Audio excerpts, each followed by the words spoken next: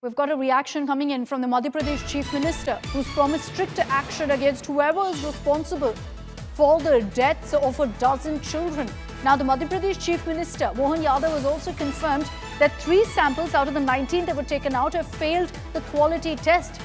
But was this test done a bit too late? Shouldn't have this been done earlier to have avoided this kind of a tragedy? The Chief Minister says that whoever's responsible, they will be brought to book.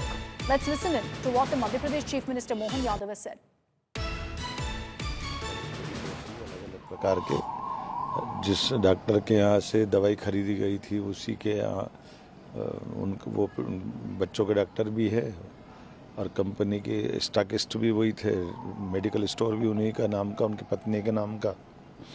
इसलिए प्रशासन ने कठोर कार्रवाई की है। दुख की इस घड़ी में मैं स्वयं भी आज शोक व्यक्त करने भी आया और इससे जुड़े हुए जो पक्ष है हमने अपनी सरकार के माध्यम से मेडिकल इंस्पेक्टर, ड्रग से जुड़े हुए ड्रग कंट्रोलर को हटाया है, डिप्टी ड्रग कंट्रोलर पे कार्रवाई करने के लिए बताया है।